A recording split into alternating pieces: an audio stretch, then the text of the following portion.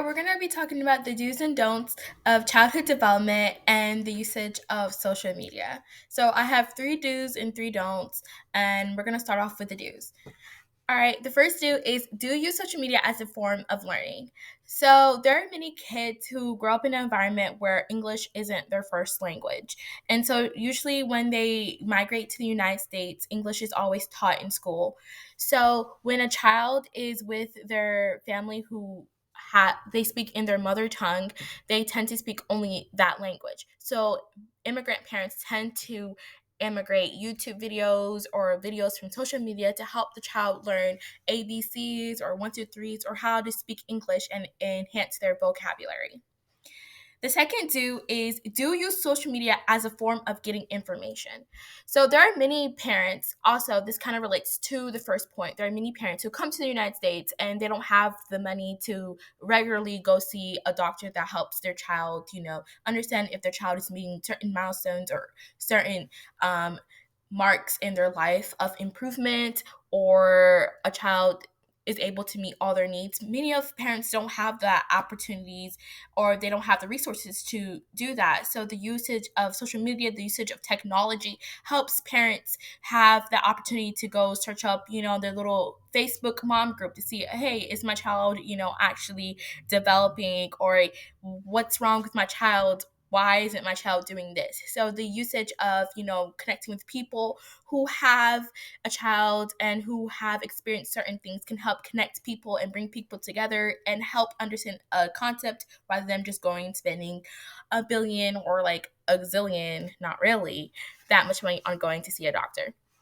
A third most final do is do use social media while monitoring and engaging with your child. So a lot of parents just hand off their phone to their child and not actually engage with their child. So if your child is, let's say for example, going on Coco Melon and your child's learning his or her ABCs, actually sitting with your child and watching your child engaging with the content and also engaging with the content helps you bond with the child, and the child is bonding with you, and it doesn't make the child feel like the child is alone. So it does build a better relationship between you two as an activity.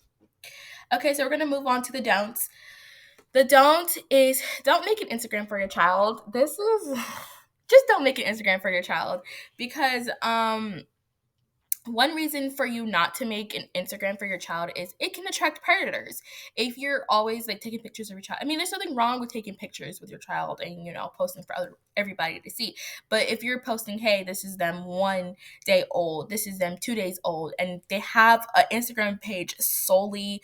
Instagram, Facebook, any page solely of that child just on there, it attracts people to check the journey of your child. It attracts people to see where your child is, or it just attracts stalkers, and at the end it can enable predators to kidnap your child because they've seen throughout their whole journey of this child. So it can attract child predators, it can attract dangerous people. So it's just not a good look to put your child on social media, especially for the development of the child. It is nice for a child to go back and look to see, oh, this is me when I was a baby, oh, this was me, but it shouldn't be for everybody to see the child throughout their whole development.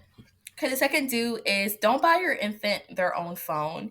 There's a lot of parents who go and buy their child their own iPhone 15 or one of the iPhones and don't really consider the negative impact it could have on the child.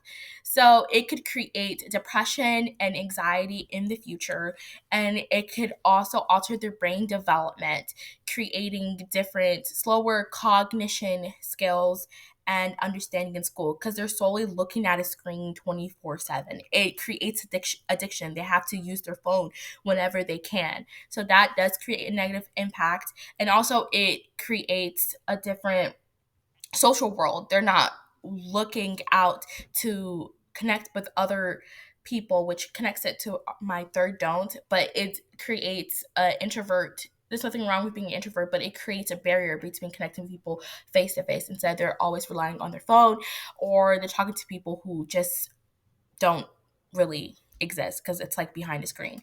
All right, my last third don't is don't use it as a distraction. A lot of parents, like back to the do's, they do just hand off their phone to their child without, looking to see what their child is doing. So like when you're giving the phone to your child and you're not sitting down with your child, you're not connecting with it just because you want to get away from your child, you want to have some time for yourself. Use it as a way to just connect with them, just to, build a more relationship bond with them. If you don't do that, it will create a rift. It will create a huge barrier between you and the child, and it would cause a lot of problems in the future, and we don't want that. We we just we don't, right? Okay, so that's all my do's and don'ts. Thanks for watching.